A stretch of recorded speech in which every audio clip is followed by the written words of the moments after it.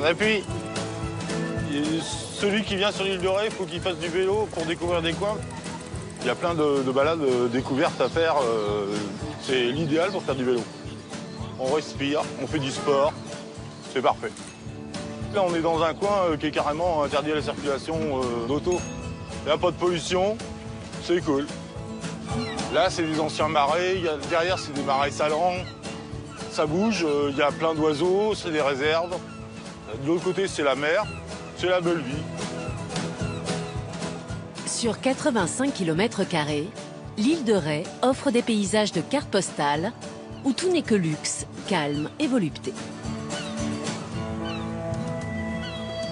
L'été, vedettes du showbiz et riches familles viennent couler des jours heureux en toute discrétion, loin de l'agitation du monde.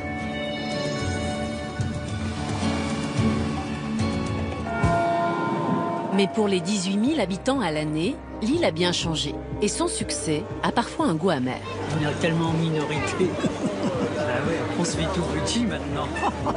Face au flot des touristes, les Rétais doivent résister pour préserver les espaces naturels de l'île. En mairie, en 95, il y avait un projet de marina. On serait millionnaire si on avait construit tout ce qu'on aurait pu construire. Car la vraie richesse de l'île, ce sont ceux qui font vivre son terroir. On fait pas des frites avec les pommes de la ligne de Ré. Ça, c'est pas possible. C'est presque une milliardiste tellement elles sont bonnes. Ah, ça vient de l'île de Ré. Le sel de l'île de Ré, tout de suite, clac, on connaît, sel d'exception.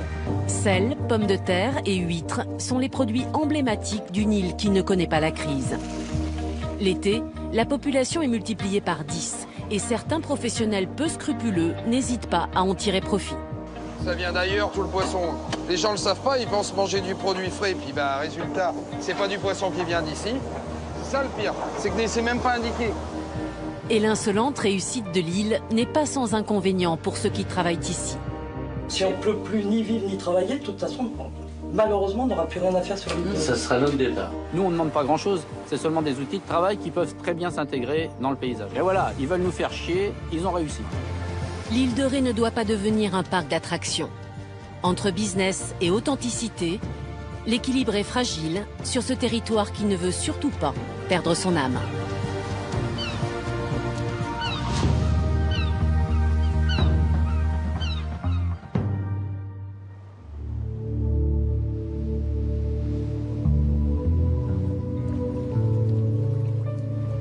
Il est 7 h du matin, un jour de printemps, sur la côte nord-est de l'île.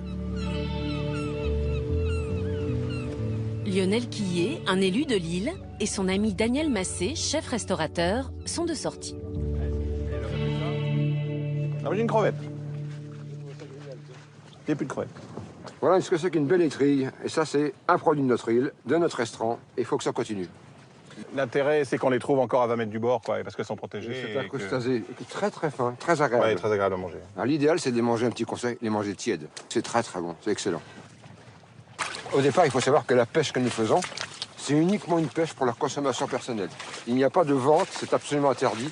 C'est un plaisir personnel, un plaisir gustatif, une tradition rétaise. C'était pour manger que nous allions à la pêche. Et ces pêcheries font partie de notre terroir. C'est aussi la vie de l'île de Ré. L'île de Ré est souvent très caricaturée, bon, ce qui est tout à fait normal sur ses vacances, ses people, etc. Mais la vie rétaise, elle est là parce que, voilà, vous partez le soir, vous prenez votre feu, vous allez pêcher, on discute de ce qui s'est passé la journée. Ça nous arrive tous les deux qu'au mois de novembre, je dis à Lionel à quelle heure c'est basse-mer, à 11 h du soir, 11 h, on s'en va, on s'occupe pas du temps. Il y a plein de traditions comme ça. C'est une île. Cette île est devenue magnifique et très prisée parce qu'elle a une authenticité. Alors maintenant, les gens pensent, dire, les gens viennent parce qu'il y a des gens. Non, ils sont venus parce qu'il y a authentique. Il y a surtout une île qui est restée inconstructible à 80%. Lionel Quillet est un personnage emblématique de l'île. Il est maire du village de Loye et président de la communauté de communes de Ré, l'établissement public qui regroupe les 10 villages de l'île. Il agit au quotidien pour que Ré reste cet écrin qui n'a jamais cédé aux sirènes des promoteurs. Sur ce coin-là, quand je suis arrivé, moi, en mairie en 95, il y avait un projet de marina. Sur toute l'entrée du Fier, là-bas, il y avait marina, bateau, service, un truc extraordinaire. Non, on n'est pas la grande mode, là, qu'est-ce que tu nous fais, là? Non, c'était en 95, c'était le projet qui était présenté, et on a tout refusé. Une marina, ça aurait été magnifique, mais vous auriez plus la vue sur la mer de l'église d'Ars, sur les ports. C'est des couleurs fantastiques. Là, vous êtes dans l'île de Ré depuis 2000 ans, quoi. Fait unique en France, depuis le 1er janvier 2012, il est impossible d'ouvrir un nouvel hôtel tant qu'un autre ne ferme pas ses portes. Cette particularité, dite du numerus clausus, est un excellent moyen pour contrôler le nombre des touristes et ainsi leur impact sur l'île. Là c'est certainement un des plus beaux coins de l'île, c'est le Fier d'Ars. Il y a pour moi pas beaucoup plus joli parce que c'est vraiment l'âme même de l'île de Ré, quoi.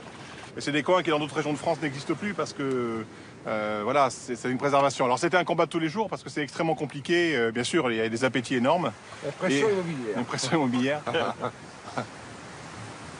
C'est pour ça que souvent les gens se disent « Ouais, l'île de Ré, vous êtes riche, vous avez des solutions », mais on a refusé de construire 80%. On serait millionnaire si on avait construit tout ce qu'on aurait pu construire. C'est pas notre vie. C'est pas notre vie. Et alors on a été récompensé parce que derrière est venue une écotaxe pour préserver l'île. Parce que l'environnement à protéger, c'est quelque chose que les gens doivent comprendre, ça coûte très cher.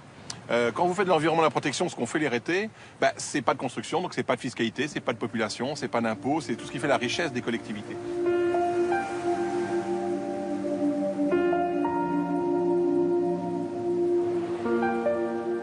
Cette politique de préservation du territoire coupe l'île de Ré d'importants revenus. Comment l'île parvient-elle à se financer? Le pont. Inauguré en 1988, ce pont est le deuxième plus long de France. Chaque année, 3 millions de véhicules le franchissent.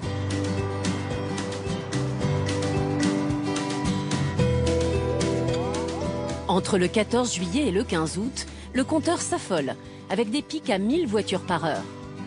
Il faut compter 16 € le passage en pleine saison.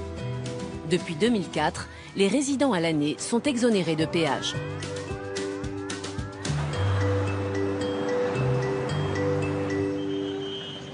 Combien? 7 €. C'est trop cher, c'est trop cher. Tout est trop cher en France. Faut baisser les prix de tout. Ah bah je suis pas spécialement visée alors. Voilà, non, Moi non, je suis rassurée. Non, vous êtes Et voici.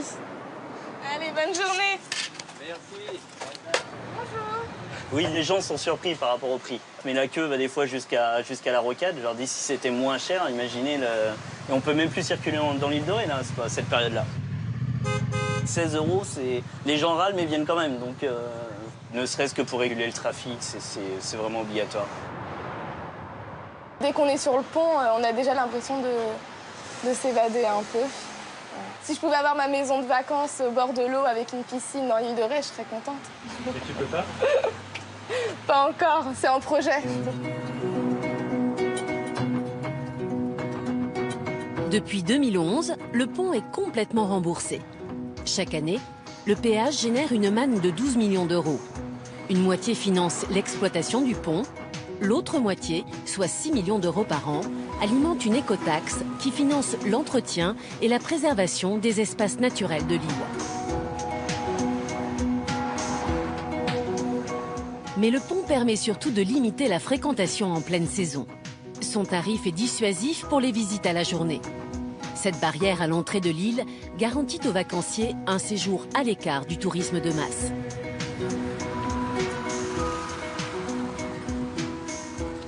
Sur l'île, le contraste avec le continent est saisissant.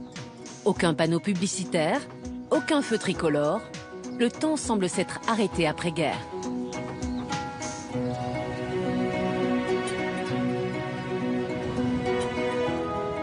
Si les règles strictes qui sont imposées en matière d'urbanisme rendent l'île si belle, elles pénalisent parfois ceux qui travaillent ici, comme Jeanne Baron, un ostréiculteur. Sans indication sur un panneau, difficile de guider les touristes et de faire vivre son commerce. C'est vraiment une installation provisoire. Je pense qu'à mon avis, je vais avoir des problèmes encore. Mais malheureusement, cette pancarte ostréiculteur dégustation, moi je demande juste dessous la même taille avec le nom de ma cabane. Parce qu'en fait, on est plusieurs cabanes, mais les gens se trompent. C'est un peu comme si sur l'île de Ré, il y avait marqué hôtel, mais que hôtel. Il n'y a pas le nom de l'hôtel. Et le camping, il n'y a pas le nom du camping. Je pense que les gens vont tourner un peu. Donc là, l'année dernière, j'avais mis sur cette pancarte 3 drapeaux, comme ça. Et apparemment, je dénature le site et je gêne l'UNESCO. Moi, à mon avis, c'est les cons qui dénaturent l'UNESCO. La dégustation d'huîtres, c'est la continuité de notre travail et la valorisation de notre travail. Donc voilà, nous on ne demande pas grand-chose, c'est seulement des outils de travail qui peuvent très bien s'intégrer dans le paysage. Et voilà, ils veulent nous faire chier, ils ont réussi.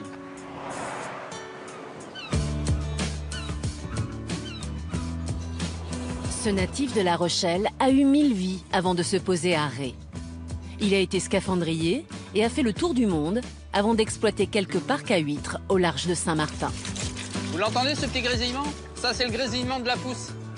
Moi ça me fait penser à quand on marche dans la neige fraîche. Et ça c'est un signe de pleine forme. Elles sont en pleine forme les huîtres. T'as vu, elles sont grosses hein Lucien? Il y a déjà du 3 dedans.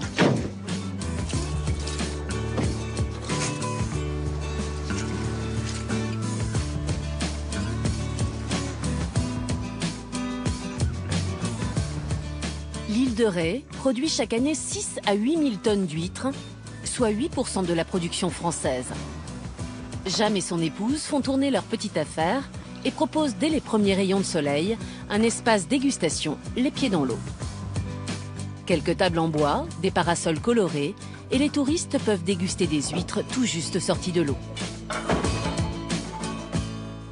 Madame, 2 douzaines? En pleine mer?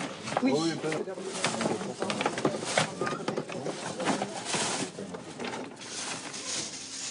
Voilà, en fait, les gens, quand même, ils regardent les tarifs. Ici, sur une grande enseigne qui est ici, dont je ne citerai pas le nom et qu'on voit partout, ils sont à 7,50 le kilo. Nous, on est à 5,50 parce qu'en fait, ils les achètent à des producteurs et ils font de la marge dessus. Voilà, donc nous, on enlève des intermédiaires, donc ça nous permet de vendre nos produits à un tarif qui est raisonnable. Et voilà. Pour être ostréiculteur, il faut savoir compter jusqu'à 12. Quand on vend nos huîtres, on les vend sous l'appellation huîtres des îles, ce qui ne veut pas dire grand-chose. Alors qu'en fait, si on avait estampillé sur nos bourriches huîtres de l'île de Ré, peut-être que ce serait un peu plus connu, donc c'est dommage. Ce qu'il faut savoir, c'est que les huîtres, c'est les globetrotters. Hein. Vous avez des gens qui sont installés à Marennes ou des gens qui sont installés dans l'île de Ré, mais ils ont des parcs en Bretagne, ils ont des parcs en Normandie.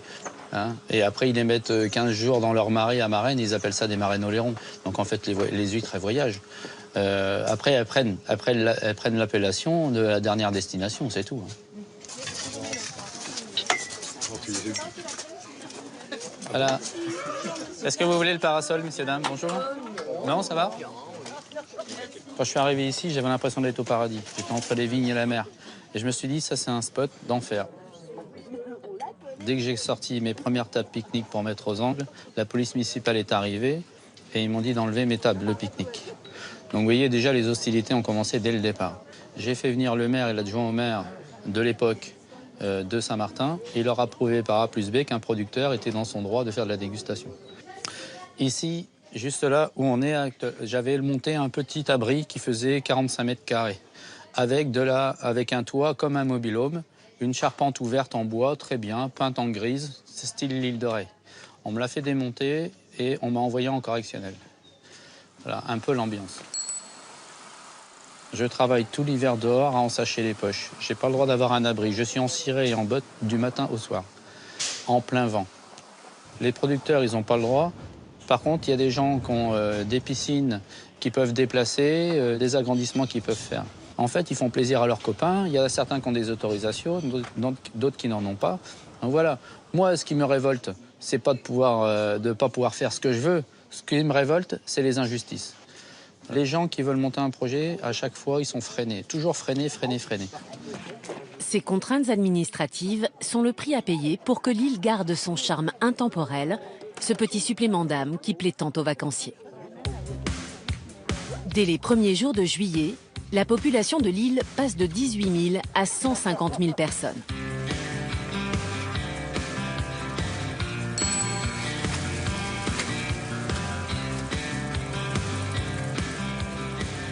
Les embouteillages deviennent légion sur les 120 km de pistes cyclables. Les 70 loueurs de bicyclettes de Ré sont débordés. Entre le 20 juillet et le 20 août, on n'a plus de vélo dans tous les magasins, de tous les loueurs, de toute l'île de Ré. Pour une semaine, une famille avec 2 enfants doit débourser 150 € de location de vélo. Ajouté au coût du péage, au prix des commerces et au logement, les vacances sur l'île de Ré sont coûteuses. En 2014, une étude a classé Lille destination la plus chère de France durant les vacances scolaires.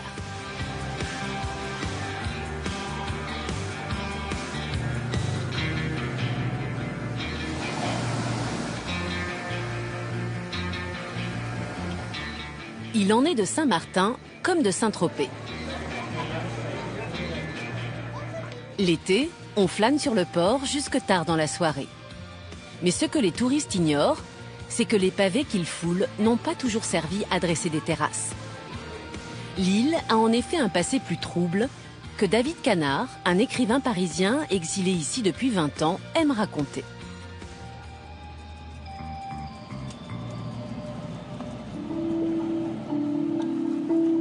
Il arrive par la mer avec son ami Benoît, un rétais pure souche.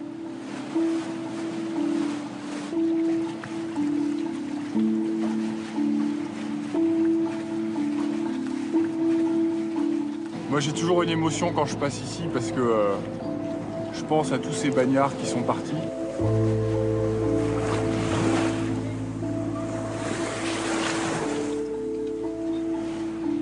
Ils arrivaient là, ils avaient passé entre 1 semaine et 3 mois dans la citadelle dans des conditions effroyables. Et un petit peu plus loin, les familles qui étaient là, qui venaient voir pour la dernière fois, un frère, un mari, un cousin, qui partaient pour l'enfer, quoi. Durant près d'un siècle, Saint-Martin a été le port d'embarquement des prisonniers pour les bagnes de Guyane et de Nouvelle-Calédonie. Le dernier départ pour le bagne, c'était le 22 novembre 1938. J'ai rencontré une dame qui l'a vécu, qui était petite fille à l'époque, et qui m'a parlé vraiment un souvenir qui était très ancré dans sa mémoire, qui était le bruit des sabots sur les pavés, qui résonnait dans un silence de plomb. Ça fait quand même 70 000 gars qui sont passés par là, et en moyenne, il y avait à peu près 3 départs par an de bagnards. Donc ici sont passés les Dreyfus, Papillon, Seznec, enfin les grands noms, quoi, hein, ceux qui avaient fait vraiment la une des journaux à l'époque. En tout cas, c'est quand même vraiment l'histoire de Saint-Martin, elle s'écrit aussi dans cette histoire du bagne, quoi.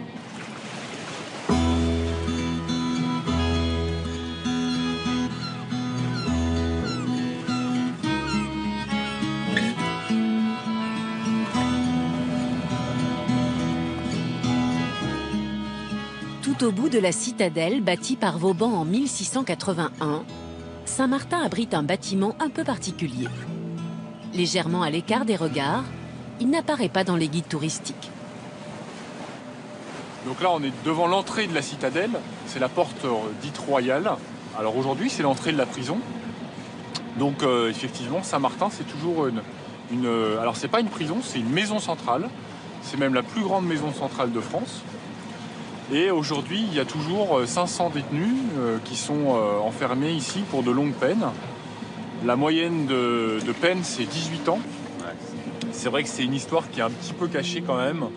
On ne voit pas en arrivant à l'île de Ré, il y a un panneau maison centrale, prison.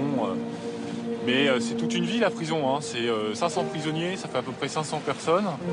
Ça a été très longtemps un des plus gros employeurs de l'île de Ré. Au niveau économique, c'est pas négligeable. Et puis tous les week-ends, il y a des familles qui viennent au parloir. Il y a une vie qui est un petit peu souterraine, mais qui existe vraiment.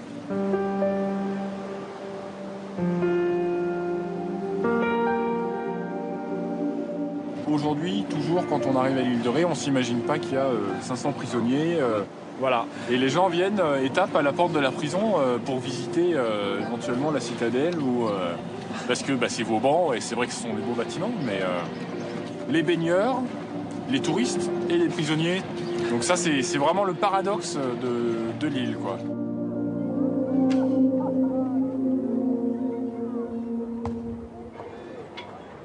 L'autre paradoxe, c'est qu'à seulement quelques pas de la prison, on trouve les rues les plus chics de l'île. D'anciennes maisons de pêcheurs y sont restaurées avec goût par de fortunés vacanciers. Celle que l'on appelle Ré la Blanche a toujours attiré de nombreuses personnalités adeptes du proverbe « Pour vivre heureux, vivons cachés ». Patrick Bruel, Vincent Lindon et Thierry Lhermitte du côté de Loie, Fabrice Lucchini, Luc Ferry ou André Dussolier vers les Portes-en-Ré, Lionel Jospin, Philippe Solers ou Alain Bougrain-Dubourg sur la partie sud de l'île. Depuis que l'île est à la mode, les prix de l'immobilier ont flambé. Au cœur de Saint-Martin, Yann Verdefroy, un photographe rétais, retrouve Germain Tournois, gérant d'une prestigieuse agence immobilière.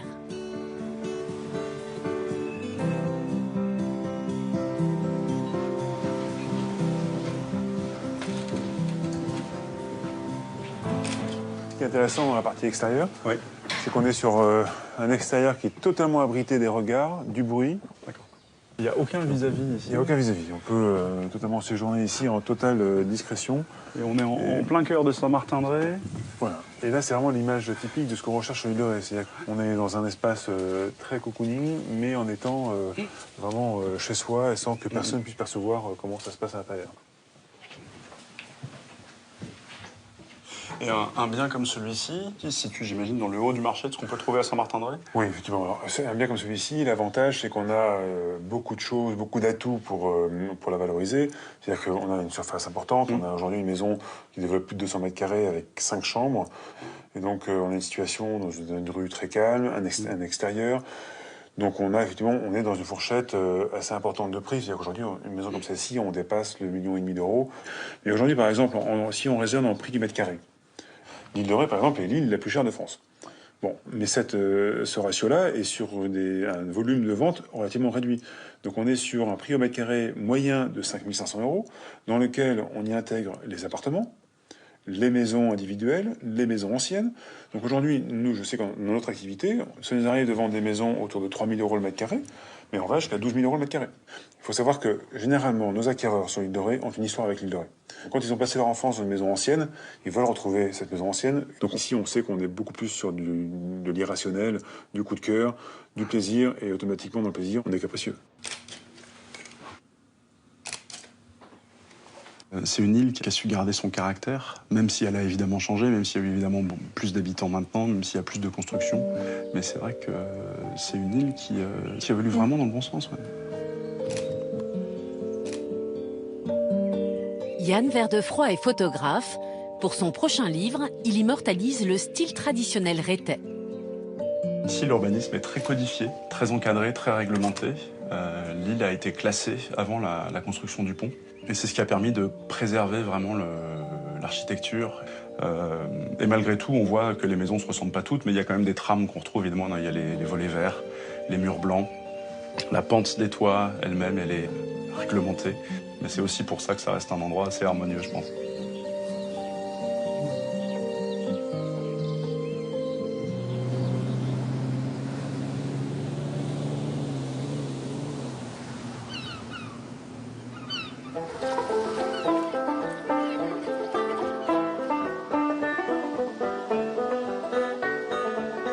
Au pied des murs d'enceinte de la citadelle de Saint-Martin, travaillent d'inattendus jardiniers. Ils sont sur l'île plus qu'une tradition, un emblème incontournable. Autrefois utilisés dans les marais pour les travaux agricoles, les baudets du Poitou sont aujourd'hui mis en valeur sous les yeux des touristes.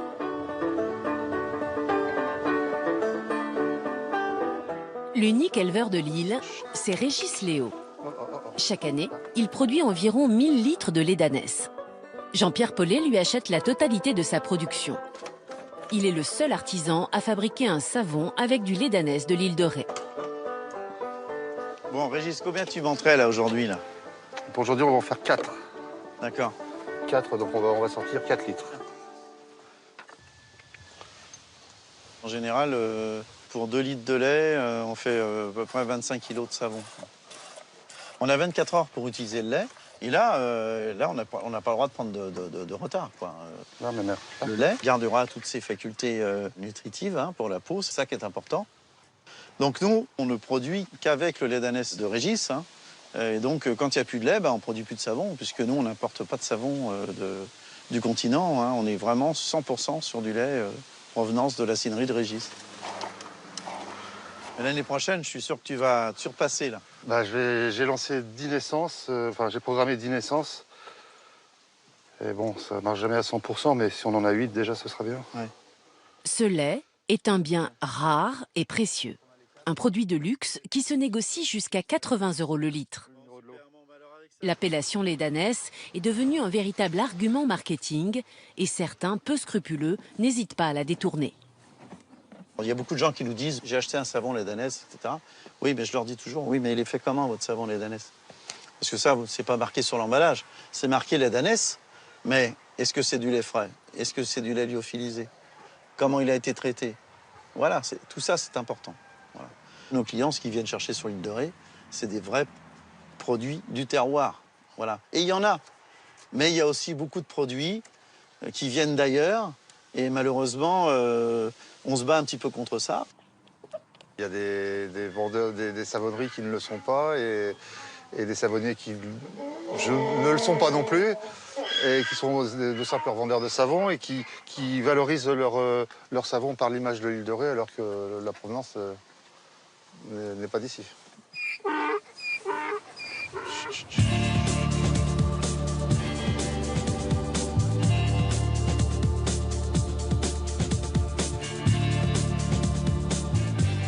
L'âne est devenu la mascotte de l'île.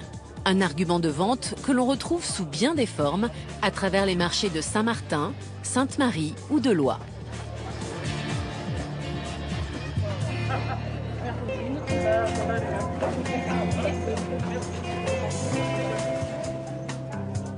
L'île de Ré est un label qui lui aussi fait vendre.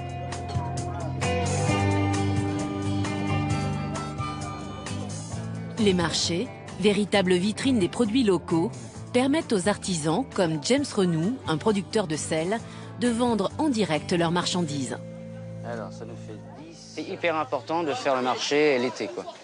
En plus, les gens sont contents d'avoir un marché tous les jours, sur chaque commune, chaque village. Il y a un marché, il y a des producteurs.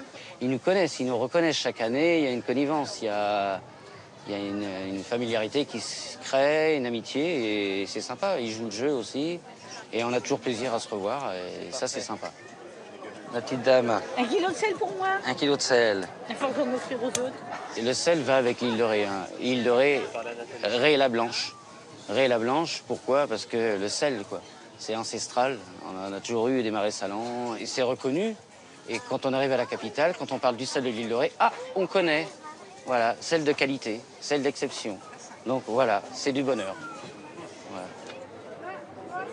L'inconvénient de l'île de Ré, au niveau des ventes et au niveau des commerces et des choses comme ça, c'est que les gens s'attendent après avoir payé le pont 16 €, une location très chère et tout. Tout de suite, ça y est, l'île de Ré, ils vont nous augmenter les prix, ils vont nous mettre des prix pas possibles, des tarifs.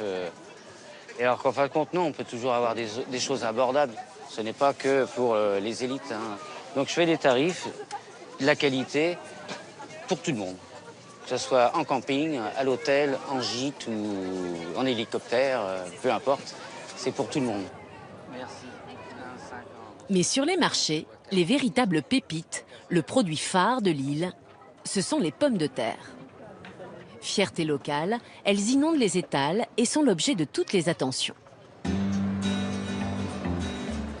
Entre avril et juillet, une trentaine d'exploitants produisent 2500 tonnes de celles que l'on appelle Alkmaria ou Charlotte. Un tout petit volume qui ne représente que 0,2% de la production nationale. Ces petites pommes de terre sont donc les plus rares de France et les plus chères, jusqu'à 10 € le kilo. Leur prix est élevé car elles sont les toutes premières de l'année à sortir du sol. C'est le microclimat qui enveloppe l'île qui permet cette précocité. Avec 2300 heures de soleil par an, elle est l'un des lieux les plus ensoleillés de France, juste après le sud-est et la Corse. Daniel Massé, notre chef restaurateur, est intarissable. Ça, c'est bon, ça. Ah là, ça, c'est top. C'est une peau de nouveau-né, vous voyez, avec le simple frottement du pouce. La peau s'en va, c'est une petite pellicule de rien du tout. Depuis 1998, ce savoir-faire traditionnel est labellisé AOP, appellation d'origine protégée. On ne fait pas des frites avec les pommes de terre l'île de Ré. Ça, c'est pas possible. Nous, c'est la pomme de terre sautée. Voilà, avec un petit peu de graisse de canard, une petite gousse d'ail et la fleur de sel. Ça, c'est le goût du terroir. C'est beau, là. Hein, ah, elles sont belles. Elles sont bien amorties. Elles ont le tissu qui permet d'amortir la pomme de terre quand elle tombe. Parce qu'une pomme de terre qui a un coup, elle passera au contrôle, on ne la mettra pas dans l'emballage. Après cette taille-là, le modèle est déclassé et il n'est pas vendu. Parce qu'on considère qu'après, c'est un modèle qui n'a plus rien à voir par rapport au cahier des charges de l'AOP. Alors, elle sert pour les restos du cœur, les hôpitaux, tout ce qui est social, mais elle n'est pas vendue.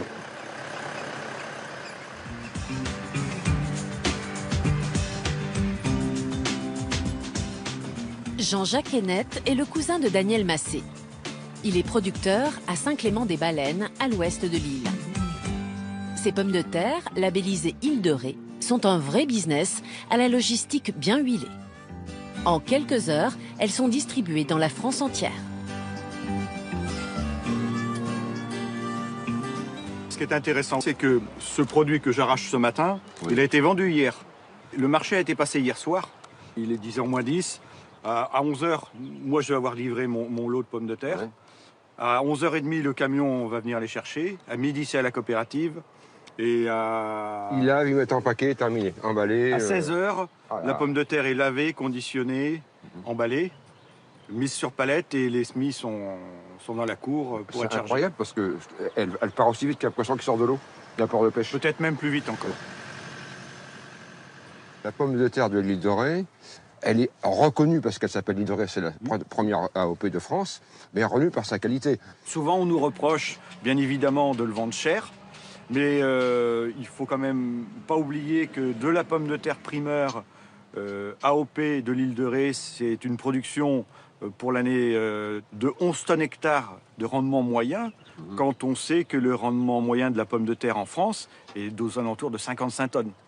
Donc on comprend pourquoi l'AOP existe. C'est que la pomme de terre de l'île de Ré, c'est même pas un féculent, je considère que c'est presque une mignardise tellement elles sont bonnes. C'est pas de la patate, quoi. On a vraiment un produit haut de gamme.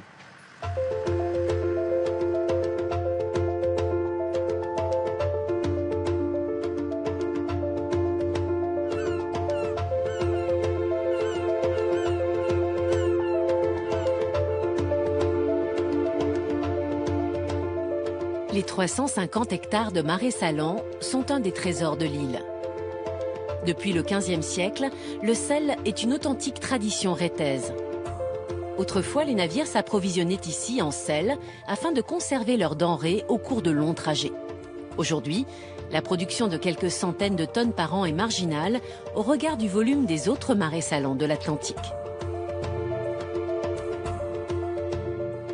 La fleur de sel, c'est ce qui se forme en fin de journée avec l'action du soleil, du vent. Ça se forme comme un givre, en fin de compte. Ça givre la surface de l'eau. On effleure la surface de l'eau et là, on récolte la fleur.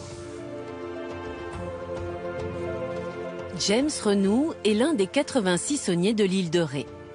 Au XIXe siècle, ils étaient 1 millier. Ouais, elle est belle, cette-ci, elle est blanche. Les autres, elles étaient toutes jaunes. Là. Voilà, ça, c'est beau, ça. Vous voyez, celle-ci, elle est super blanche. Voilà, ça c'est top. Ça, c'est de la fleur de sel. Mais bon, ça, c'est un travail qui a été fait par nos mains, quoi, qui a été façonné par nos mains. Et là, on en est fiers. Jamais de ma vie, j'aurais cru être saunier ou paludier, comme on disait à l'époque. Et puis, du coup, ça fait 15 ans, maintenant. Enfin, quand on perpétue un métier ancestral, quoi. Les gens vivaient ici des patates, du gros sel, des vignes et des huîtres. Voilà, quoi. C'était une île d'agriculteurs, de paysans, hein, de vieux petits du personnage tout bossus, tout craquelé, qui travaillaient la terre dure, et voilà. Hein. Ils ont tous eu un oncle, un grand-père ou une grand-mère ou quelqu'un qui a été saunier ou un marais salon. Et on était respecté déjà rien que ça sur l'île de Ré par les anciens déjà. Parce que c'est un métier quand même qui est effectivement assez rude, assez dur. Même les ostréiculteurs ne veulent pas le faire. Là, on arrive sur un résultat, c'est super quoi. Hop là. Allez. Voilà la fleur. Donc on va la mettre à sécher, égoutter, tranquillement toute la nuit, pour l'étaler sur les séchoirs qu'on voit juste en face, là. Elle va sécher naturellement. On va faire une saison normale, 1 tonne par carreau. Alors imaginons 40, 50 carreaux, ça fait 50 tonnes. Ça veut dire qu'en fleurs, ça fait 5 tonnes ou 6 tonnes. La fleur de sel, c'est un petit peu plus de 10% de la récolte de gros sel, quoi. Ça représente pas beaucoup de la production, hein. La fleur de sel, c'est ce qui est vendu effectivement le plus cher, mais on est vraiment à 10% du produit de la récolte. Voilà.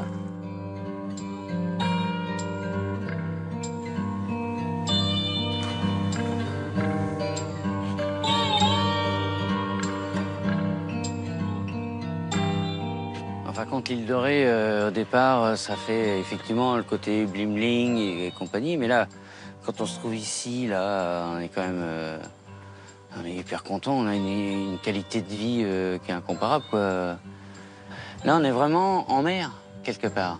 On est en mer. Hein. On est sur une île, mais on est en mer.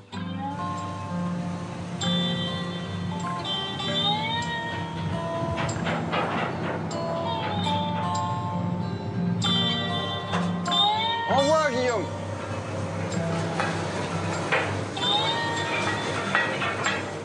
Matelot à 12 ans durant les week-ends avec son père, Jérémy Chevrier est aujourd'hui le patron à bord. Il est l'un des 2 derniers pêcheurs de l'île. On l'a pêché dans le... Celle-là va juste traverser le port. Mais regarde. Et demain, elle est sur la table du restaurant. Hein, c'est ça, hein? Bah, c'est ça, même ce soir. Ce soir même. Voilà. Beau maigre. Pareil. À manger ce soir. Ça fait la 8e génération, nous, dans notre famille, de marins. Mon père, mon grand-père, arrière-grand-père. On n'est plus que 2 maintenant. Un petit bateau qui est à Ars, Hugues, le petit Jules et puis nous. Il n'y a plus personne. Il n'y a plus de bateau de pêche.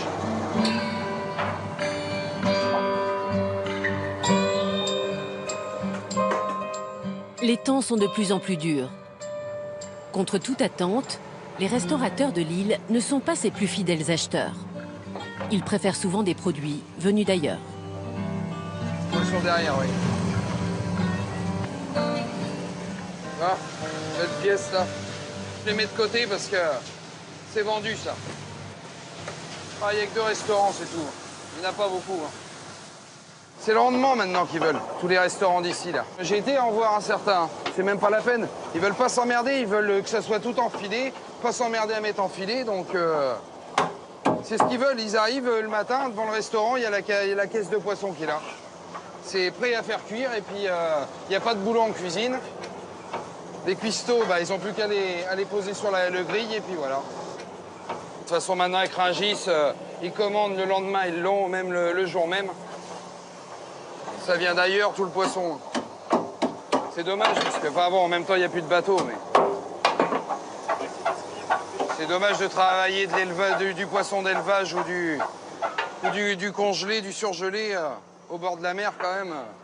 Les gens ne le savent pas, ils pensent manger du produit frais, puis bah, résultat, c'est pas du poisson qui vient d'ici. Mais le problème, c'est qu'ils pensent manger du frais, mais c'est pas du frais. C'est ça le pire, c'est que c'est même pas indiqué.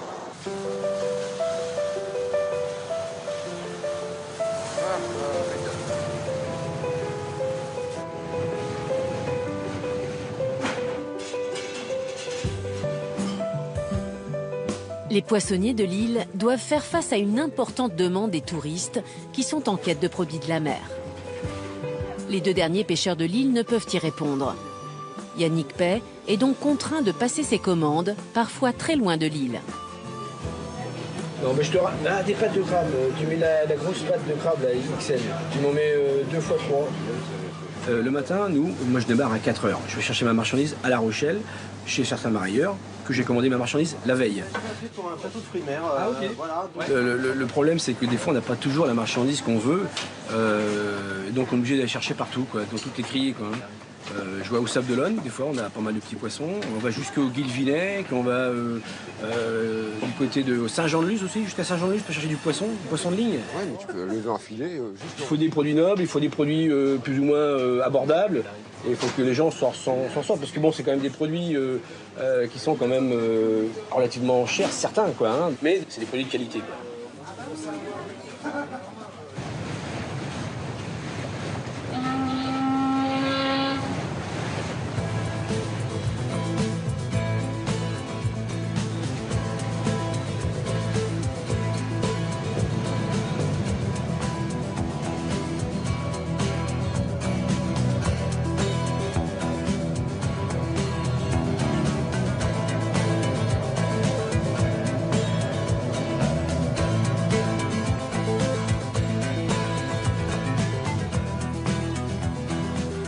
En fin de matinée, à son retour au port de la Flotte, une deuxième vie commence pour Jérémy le pêcheur. Avec l'aide de son père et de son épouse, il vend le fruit de sa pêche directement à quai. 1 et 2. Alors vous prenez un filet d'huile d'olive, vous le mettez à la poêle, vous le faites juste frire, vous l'arrosez avec un peu de persil et de l'ail, et vous le dégustez comme ça. Nature. Ah, il y a plus de monde des fois. Des fois, c'est pour ça qu'on est à 3, parce qu'on ne sait pas trop comment gérer la vente. Tous les soirs, quand on a fini de vendre, on n'a plus rien. Les gens qui viennent pour la première fois, s'ils restent une semaine en vacances, ils reviennent tous les jours. Ben, en niveau prix, on est bien moins cher que les poissonniers. On peut dire que c'est un attrait pour les gens. Un exemple flagrant, vous allez prendre de la sole moyenne, vous allez la trouver à 23 ou 25 ou 26 euros. Chez nous, elle est 19,80. La sole moyenne de 300 à 350 grammes. Il y a une grosse différence. Mais nous, c'est la pêche directe du bateau. Oubliez-toi, autrement, on n'a pas d'intermédiaire. Ça, évidemment, c'est important. Mais ce que je souhaiterais, c'est qu'il y ait plus de jeunes qui se lancent à la pêche, quoi.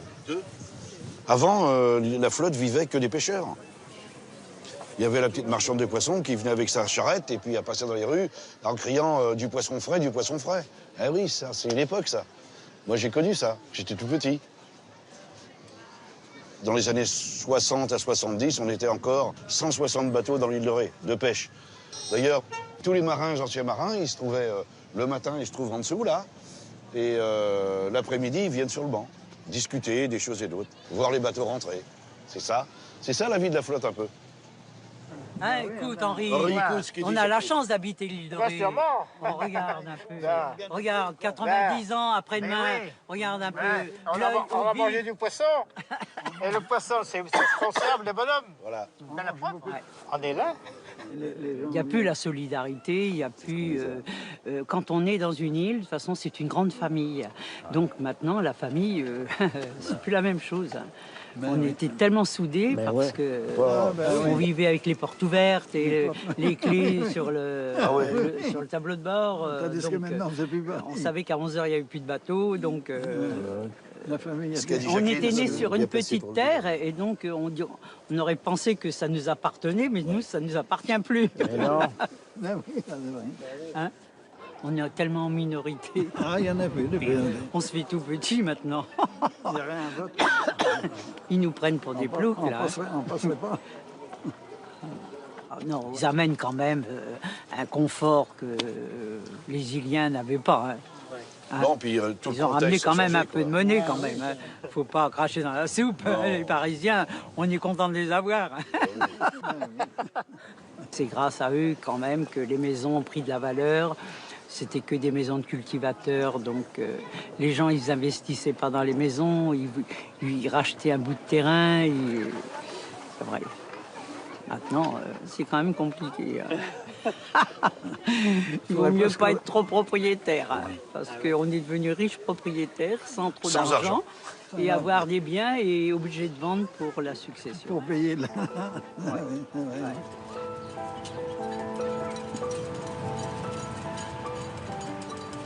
Le pont, ça nous a beaucoup bouleversés parce que c'était une vie de prendre le bateau, entre l'attente, la traversée, on était au courant de tout. Le petit café à la passerelle. De tout ce qui se passait dans l'île de Ré, parce qu'il n'y avait que des gens de toute l'île, donc c'était presque l'information de l'île de Ré.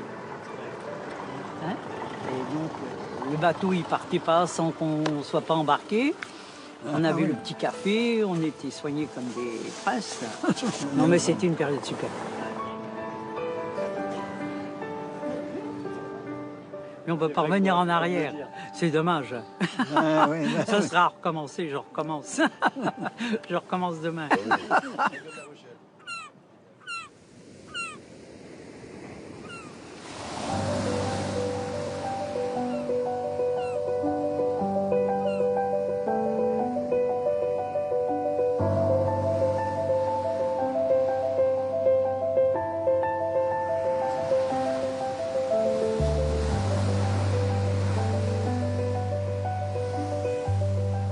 L'été touche à sa fin. L'île se vide de ses touristes. Les plages redeviennent le royaume des oiseaux et des bateaux accrochés à leurs amarres.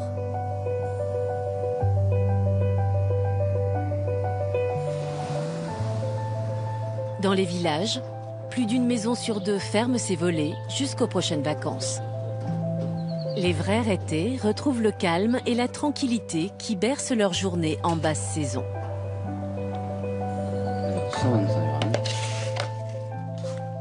James, le saunier, et Maude, sa femme, sont inquiets. Jusqu'ici, ils louaient une maison dans laquelle ils pouvaient vivre et travailler. Mais le propriétaire a décidé de vendre. Ils vont donc devoir déménager. Et il leur sera difficile de trouver un logement dans leur budget. Ils retrouvent Gisèle Vergnon, maire de Sainte-Marie-de-Ré, pour tenter de trouver une solution. Nous, on ne s'y retrouve pas. Nous, on ne veut pas galigner des 1000 et des 100. On veut juste vivre notre métier décemment, simplement, avec une petite boutique, avec de quoi vivre, et voilà, tout simplement. Vivre sur l'île de Ré, ici, on s'y plaît, en plus, à Sainte-Marie, là, nous... Et voilà, c'est vrai qu'aujourd'hui, on se retrouve quelque part, on va plus avoir de moyens de travailler en plus. On va pas être logé, en plus, on n'a plus de moyens de travailler. Donc là, on est complètement acculé. Je veux dire, il y a beaucoup de choses qui sont remises en question, du coup, aujourd'hui.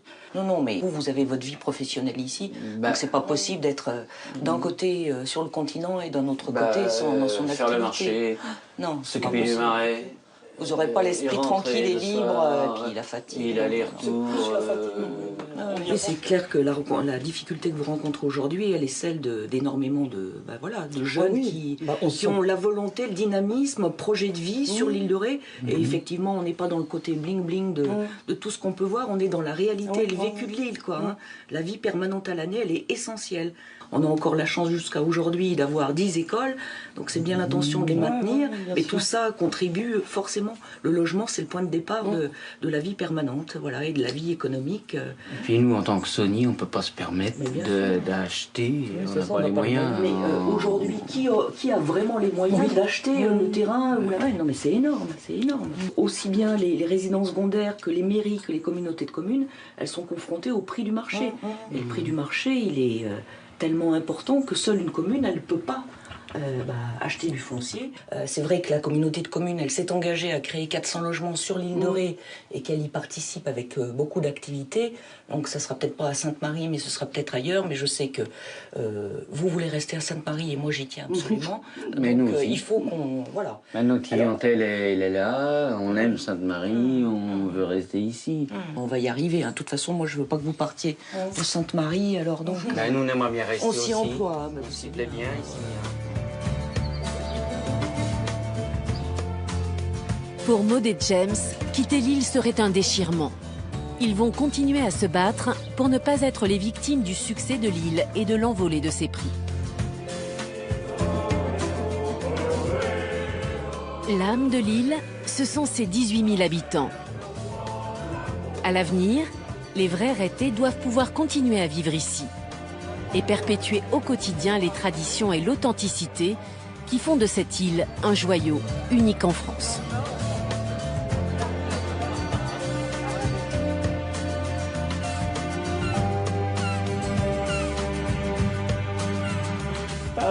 Il y a des moments difficiles, d'accord, mais voilà, là on est bien, quoi. Mais non, mais c'est tout bête. Mais j'adore ce que je fais, en fait. Vivre sur l'île de Ré, bah, c'est génial. Là, on est heureux, on est vraiment dans un microcosmos. Là, c'est waouh. On en prend plein les yeux et on est bien.